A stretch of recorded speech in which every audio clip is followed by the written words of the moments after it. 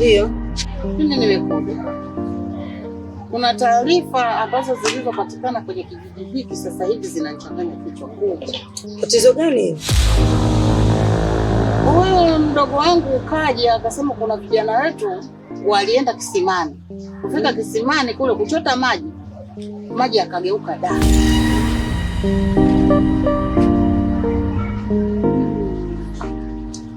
Sasa unajua tena hapa kijijini kwetu hatujatoa kafara muda mrefu.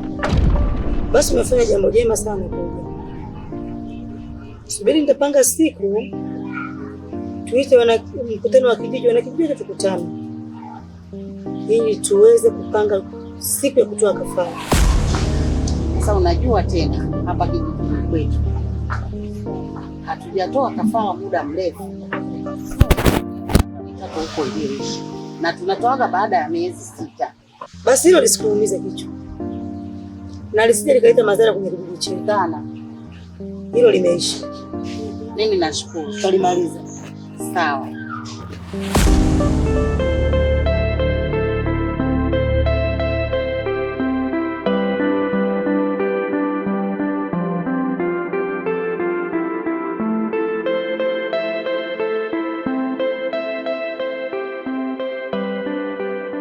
Alo, nashukuru shemeji kwa huduma umenigea.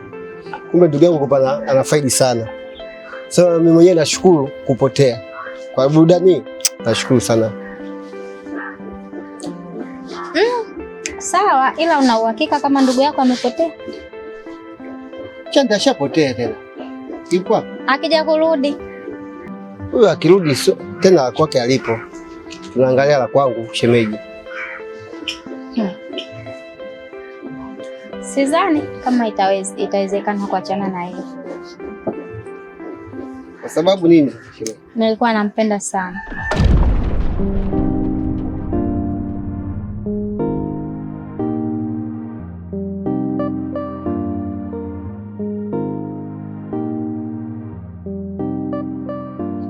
Kazi atakuwepo yuko wapi? Maana ananipa wasiwasi. Na isitoshe simjui rafiki yake hata mmoja, ila nitajua tu.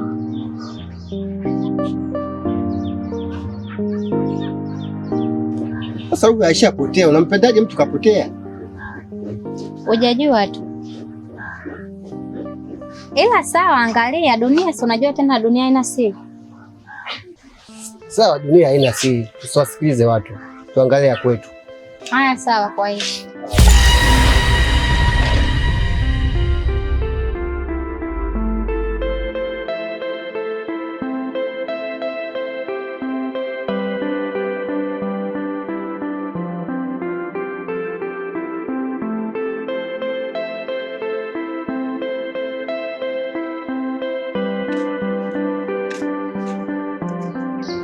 Konso mwanangu. Nakusikia mama. Nimekuita hapa. Kuna maswali nikuuliza. Maswali gani? Kuna ujumbe nilimpa kaka yako, amekufikishia? Hapana, hajanipa kaka taarifa yoyote. Wewe amemezea yale maagizo niliyompa. Kwanza kaka sijamuona muda. Basi naomba unisikilize. Nimekuita hapa kuhusu mavazi yako.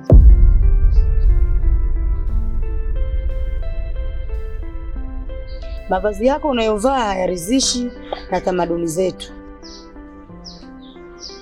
Tamaduni zetu hazihitaji mavazi mafupi. Unaelewa vizuri? Nakusikia. Lakini wewe tokea umerudi unatuvalia mavazi tofauti sana.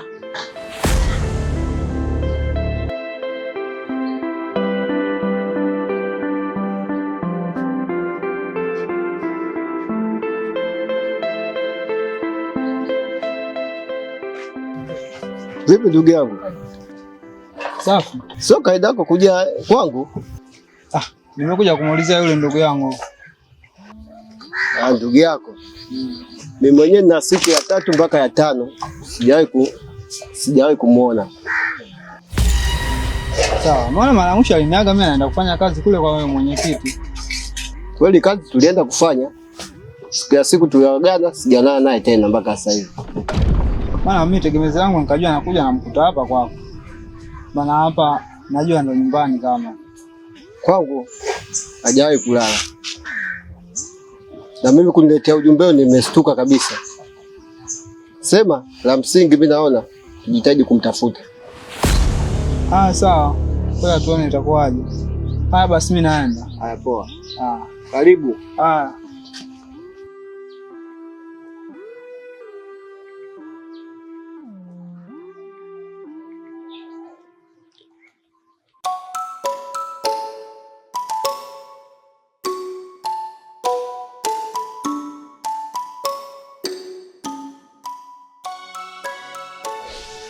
Kijana wangu.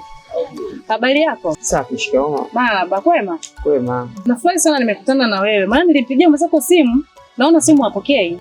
Simu yake kwa kweli ilizima chaji. Ilizima chaji? Basi sio mbaya sana. Nimekutana na wewe na hisi ndio nitakutana na mwenzio pia. Nimeenda kule shamba kukagua. Ndio. Sawa, mliko niambia kwamba mmeshamaliza kulima. Kwa kweli kazi yenu imenifurahisha sana. Nimependa, mmelima vizuri.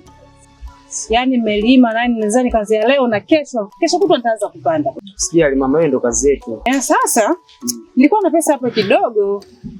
Maana sikujua kama nitakutana na wewe. Nilimpigia mwenzio simu akataa hajapokea. Kwa hiyo nimebeba kama kidogo tu. Hebu chukua hapa mtagana na mwenzio alafu kesho nitawamalizia pesa yenu iliyobakia. Basi sawa. Nitamgaia. Sawa, mfikishie, usikose kumfikishia. Maana nyie vijana wa siku hizi mkishapata tena maokoto mfukoni, mwenzako tena hajulikaniki, kwamba atajua mwenyewe atakudai na yeye. Si unajua tena matumizi mengi. Ete. Basi sawa. Nikutakie mchana mwema. Wewe na wewe pia. Haya. Na ni kinyume na utaratibu wa tamaduni zetu. Sasa basi. Labda nikuombe kwanza ubadilike. Na kingine usichokijua labda nikuibie simu. Tokea huko nyuma tulikotokea kulikuwa na mtoto. Tulikuwa tunaambiwa kwamba kutakuwa na mtoto atakayezaliwa atakayekuja kuishika himaya hii. Lakini sasa wewe, mtoto wenyewe ni wewe. Jinsi ulivyo wewe huko tofauti na tamaduni za kijiji hiki. Sasa nikuombe mwanangu, ubadilike,